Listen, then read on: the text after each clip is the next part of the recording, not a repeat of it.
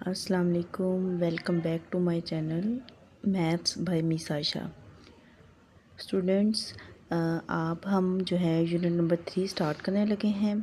Unit number 3 है sets and functions. Sets के बारे में आप लोग जो है पिछली क्लासेस में भी पढ़ चुके हैं, ठीक है। 6 में भी पढ़ा आपने, 7 में भी, 8 में भी और अब 9th में भी ये सेट्स एंड फंक्शंस है। तो हम क्या करते हैं, हम इनकी जो डेफिनेशंस हैं उनको रिवीन करते हैं, ठीक है, ताकि आपको जो है वो रिवाइज़ हो जाए और आपके लिए जो एक्सरसाइज के क्वेश्चंस हैं वो करने भी आसान हो जाएं। ठीक है, आप जुड़े रहिए मेरे साथ और मैं आपको जो है वो मैथ बहुत ही आसान तरीके से समझाऊंगी। इंशाल्लाह आपको बहुत अच्छी समझ आएगी। स्टूडेंट्स, जो इंग्लिश मीडियम वाले स्टूडेंट्स हैं वो भी और उर्दू मीडियम वाले स्टूडेंट्स दोनों हम बहुत अच्छी तरह से जो है वो उनको समझेंगे, ठीक है। आपको उर्दू इंग्लिश का कोई भी इशू नहीं होगा। सबसे पहले सेट की डेफिनेशन। सेट क्या है हमारे पास? A set is a collection of well defined distinct object. मुख्तलिफ और वाजिया अशया के मजमूए को सेट कहते हैं, ठीक है। सेट क्या होता है हमारे पास? जैसे 9th क्लास के स्टूडेंट्स का सेट में कोई भी चीज़ जो है वो रिपीट नहीं होती। जैसे क्लास में पंखों का सेट, ठीक है, आपके बैग में बुक्स का सेट, आपके बैग में मौजूद कॉपीज़ का सेट, हर चीज़ जो है वो अलग होनी चाहिए। इसमें कोई भी रिपीटिशन नहीं होती, कोई भी नंबर रिपीट नहीं होता, ठीक है। वाजिया और मुख्तलिफ अशिया के मजमूए को सेट कहते हैं। ये मैंने उर्दू में भी आपके लिए लिख दी है, वाजिया और मुख्तलिफ अशिया के मजमूए को सेट कहते हैं, ठीक है।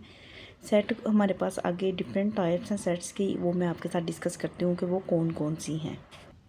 स्टूडेंट्स, ये आप 6 क्लास से पढ़ते आ रहे हैं कि सेट ऑफ जो नेचुरल नंबर होते हैं उन्हें एन से ज़ाहिर करते हैं, वो 1 से स्टार्ट होते हैं। उसके बाद है set of whole number 0 1 2 3 up to so on, ठीक है, W से इसको ज़ाहिर किया जाता है। उसके बाद है हमारे पास इंटीजर्स, सेट ऑफ इंटीजर्स जिन्हें जी से ज़ाहिर किया जाता है। इसमें 0 +-1 +-2 और सब नंबर्स होते हैं, ठीक है। उसके बाद set of odd integers. Odd से मुराद है कि ऐसे नंबर्स जो 2 पे डिवाइड नहीं होते, जो 2 पे तकसीम नहीं होते, और जो 2 पे तकसीम होते हैं उन्हें हम इवन नंबर्स कहा जाता है, उन्हें ई से ज़ाहिर किया जाता है। उसके बाद है set of prime numbers. Prime number ऐसे नंबर होते हैं जिन्हें उर्दू में मुफरद तादाद कहा जाता है। ये ऐसे नंबर होते हैं जो अपने अलावा और 1 के अलावा किसी पे तकसीम नहीं होते। उसके बाद क्यू है रैशनल नंबर्स, ठीक है। ये ऐसे नंबर होते हैं जिन्हें हम बटे की शक्ल में लिख सकें। अगर आपको रैशनल नंबर्स के बारे में पढ़ना है तो आप 8th क्लास की वीडियो रैशनल नंबर्स वाली आप मेरी देख सकते हैं। अच्छा, उसके बाद है इरेशनल नंबर्स। ऐसे नंबर जिन्हें हम बटे की शक्ल में ना लिख सकें वो इरेशनल नंबर्स होते हैं, ठीक है। और रियल नंबर आर जो है वो रैशनल और इरेशनल दोनों मिलकर हमारे पास रियल नंबर्स बताते हैं। अब नेक्स्ट हमारे पास इंपॉर्टेंट सेट्स हैं। सबसे पहले है सेट की टाइप सिंगलेटन सेट। सिंगल नाम से आपको पता चल रहा है। सिंगलेटन सेट ऐसा सेट होता है बच्चों जिसमें सिर्फ एक ही एलिमेंट हो, ठीक है, जैसे 1। जो सेट के अरकान होते हैं उनको हम एलिमेंट्स कहते हैं, ठीक है, मेंबर्स या एलिमेंट्स कहते हैं। ऐसा सेट जिसका एक ही मेंबर या एक ही एलिमेंट हो उसे हम सिंगलेटन सेट कहते हैं।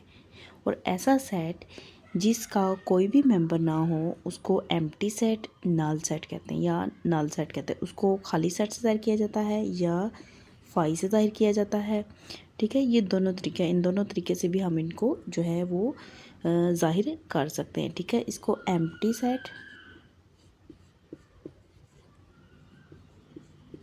या नल सेट भी कहते हैं, ठीक है। इसको या तो आपने खाली ब्रैकेट्स के साथ शो करना है या फाई, इसको उर्दू में बोलते हैं फाई। ये ग्रीक वर्ड है या इंग्लिश में फाई, ठीक है, ग्रीक वर्ड है ये। स्टूडेंट्स, नेक्स्ट है हमारे पास इक्वल सेट और इक्विवेलेंट सेट्स में क्या फ़र्क है, ठीक है। इक्वल सेट हमारे पास ऐसे सेट होते हैं जिसमें इसके मेंबर्स भी सेम हो और मेंबर्स की तादाद भी सेम हो, ठीक है। दो चीज़ें सेम होनी चाहिए, एक तो इनकी तादाद एक जैसी हो और मेंबर्स भी सेम हो, ठीक है। ये दो चीज़ें होनी चाहिए। तो वो सेट्स जो हैं इक्वल होंगे। जैसे इसमें 1 2 3 हैं और इसमें 3 2 1, चाहे जगह चेंज हो रही है लेकिन मेंबर्स एक जैसे हैं, तादाद भी एक जैसी है, इसीलिए ये इक्वल सेट है, बराबर है।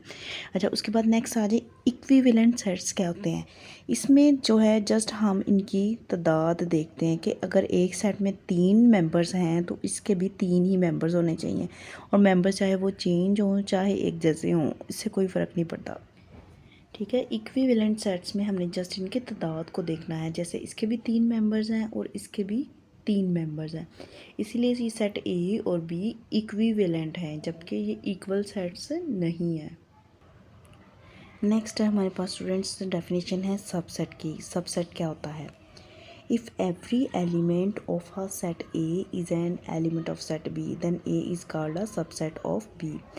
मैं आपको समझाती हूँ वाज़े अल्फाज में कि अगर हमारे पास 2 सेट्स हों ए और बी, ए का हर मेंबर बी के अंदर मौजूद हो तो वो जो है वो बी का सबसेट कहलाएगा। उसको हम लिखेंगे कैसे? A is a subset of B.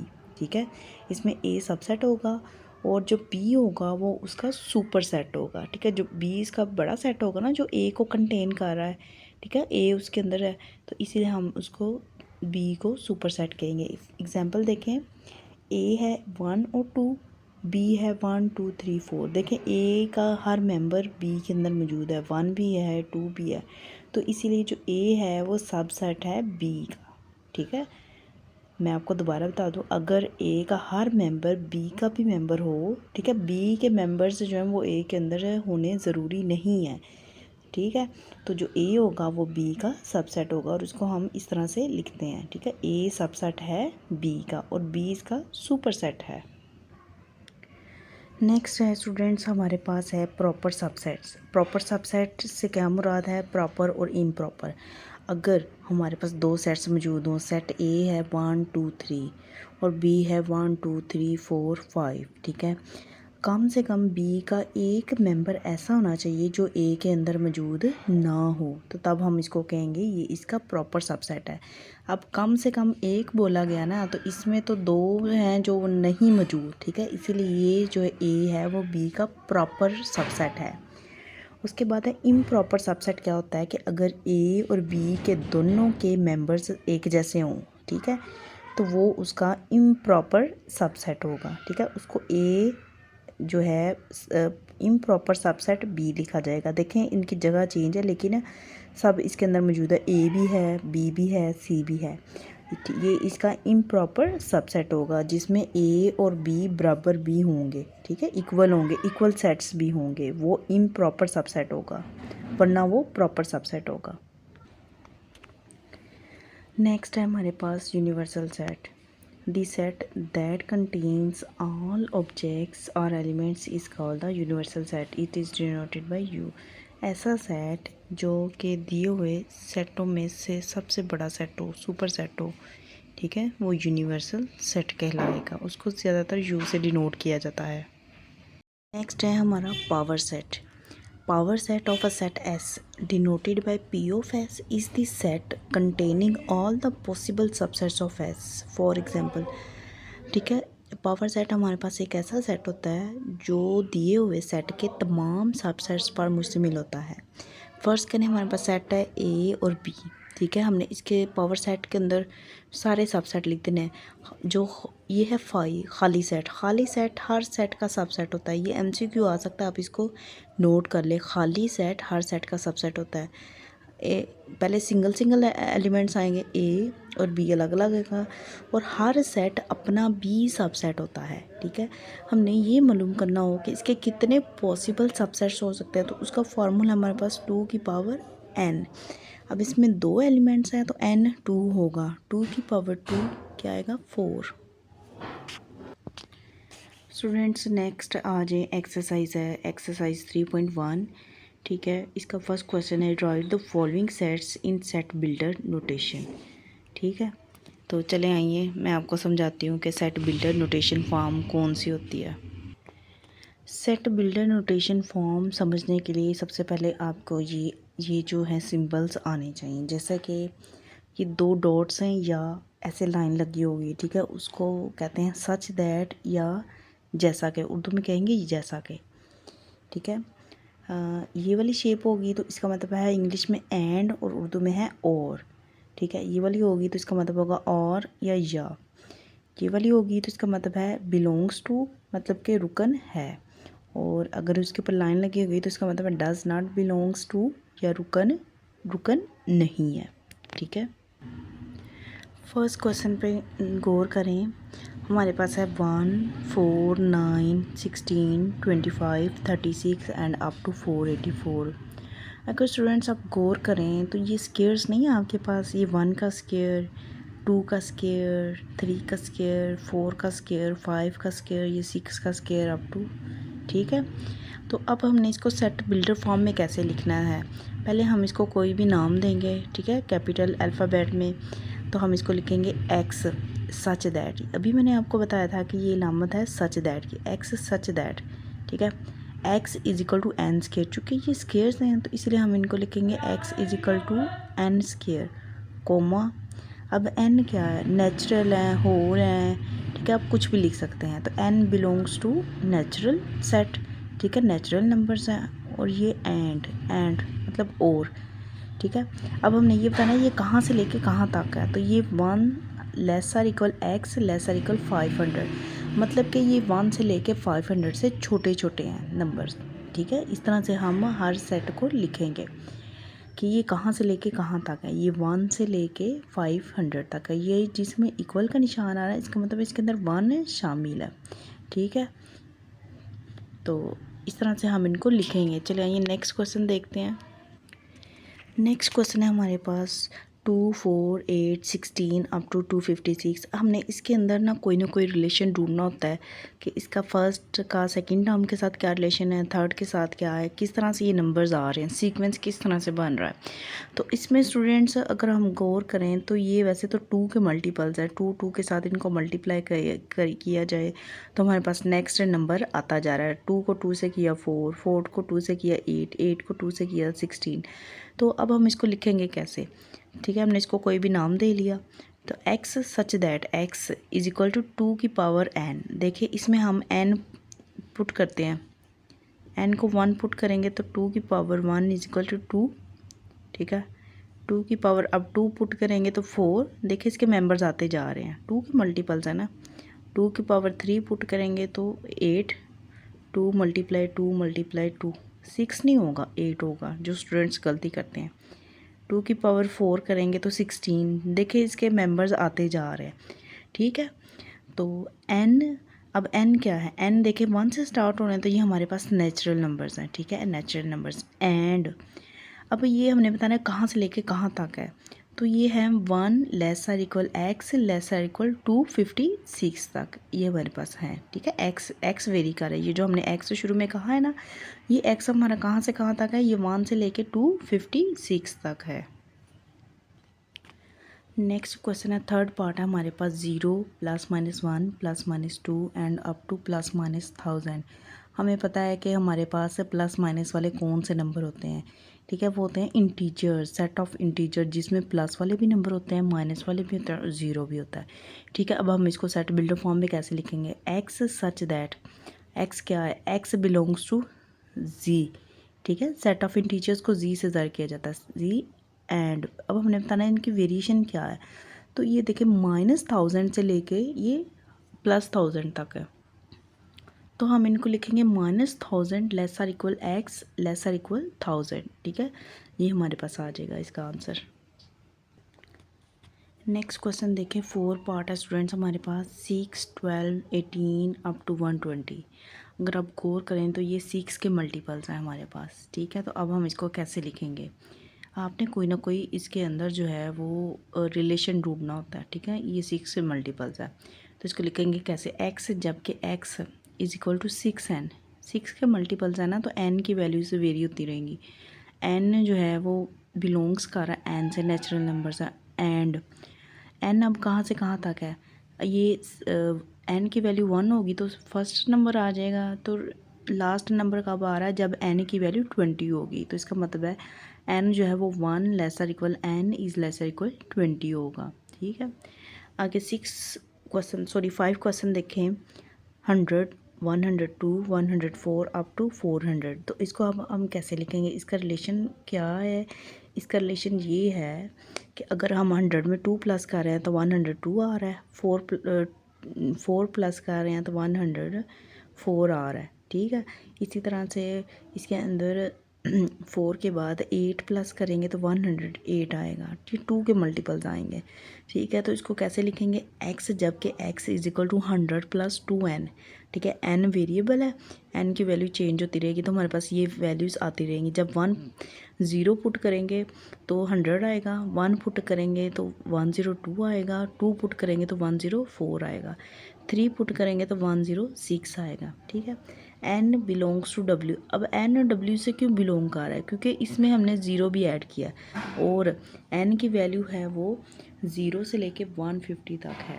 ठीक है, इसीलिए हमने इसको होल नंबर से रिलेट किया कि होल नंबर से बिलोंग कर रहा है, क्योंकि होल नंबर्स जो हैं वो हमारे पास कहाँ से स्टार्ट होते हैं, 0 से, 0 1 2। ठीक है, तो इसीलिए हमने इसको w से बिलोंग करवाया है। नेक्स्ट क्वेश्चन देखिए 6 वाला, 1 3 9 27 81। अगर आप गौर करें तो ये 3 के मल्टीपल्स हैं। ठीक है, 3 के मल्टीपल्स आ रहे हैं हमारे पास, तो इनको लिखेंगे कैसे, x such that x is equal to 3n। ठीक है, n है होल नंबर से। होल नंबर क्यों लिए हैं, क्योंकि हम पहले 0 पुट करेंगे तो फिर ही हमारे पास है 1 आएगा, जो कि इसका फर्स्ट वाला है। अगर 1 ना होता तो हमने 1 से करना था और w के बजाय हमने नेचुरल नंबर लेने थे। ठीक है, अब 3 की पावर 1 करेंगे तो वो 3 इसका सेकंड मेंबर आ गया। ठीक है, 3 की पावर 2 करेंगे तो 9 इसका थर्ड मेंबर आ गया। ठीक है, इस तरह से ही चलता जा रहा है। ठीक है, उम्मीद है आपको बहुत अच्छी समझ आई होगी। नेक्स्ट क्वेश्चन देखें 7 वाला, 1 2 4 5 10 20 25 50 एंड 100। अगर आप गौर करें तो ये सब जो हैं ये वो नंबर हैं जो कि 100 को डिवाइड कर रहे हैं इसको। ठीक है, ये इसको डिवाइड कर रहे हैं, इसके फैक्टर्स हैं, फैक्टर्स भी इनको कह सकते हैं। तो हम इसको कैसे लिखेंगे, x such that x is a divisor of 100। कि सब जो हैं ये x, ये 100 के इसके फैक्टर्स हैं। क्वेश्चन नंबर 8 है हमारे पास स्टूडेंट्स, 5 10 15 अप टू 100। ठीक है, इसमें रिलेशन टू डे तो ये 5 के मल्टीपल्स हैं। ठीक है, 5 के साथ मल्टीप्लाई हो रहे हैं।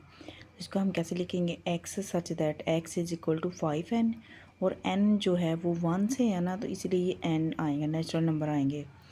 और वेरी कहाँ से कहाँ तक कर रहे हैं, 1 lesser equal n lesser equal 20 के एन, यहाँ पे 5 को 20 के साथ मल्टीप्लाई करेंगे तो 100 आ जाएगा, इसलिए हमने यहाँ पे 20 लिखेंगे। अच्छा, 9 वाला पार्ट है लास्ट वाला, this set of all integers between -100 and 1000। ठीक है, तो इसको कैसे लिखेंगे, हमें पता है माइनस वाले नंबर सिर्फ इसमें जी में आते हैं और रियल नंबर्स में आते हैं। ठीक है, तो x such that x belongs to G, और x कहाँ से कहाँ वेरी कर रहा है, एक्स वेरी कह रहा है -100 से 1000 तक। ठीक है, इस तरह से हम इसको लिखेंगे। ये हो गया हमारा question number 1 complete. Student question number 2 है हमारा, राइट इन टेबुलर फॉर्म। अब हमारे पास जो है ये सेट बिल्डर नोटेशन फॉर्म है, इसको हमने टेबुलर फॉर्म में लिखना है। ठीक है, सेट को बयान करने के हमारे पास तीन तरीके होते हैं। पहला डिस्क्रिप्टिव फॉर्म है, दूसरा टेबुलर, और तीसरा set builder notation. Set builder notation वाले क्वेश्चन हमने करनी है। अब हम टेबुलर फॉर्म वाले कर रहे हैं जिसमें सेट्स को नंबर्स की मदद से बयान किया जाता है। ठीक है, तो अब देखिए x such that x is a multiple of 3 है। ठीक है, एंड एक्स लेसर इक्वल 36, या तो 36 या 36 के बराबर है।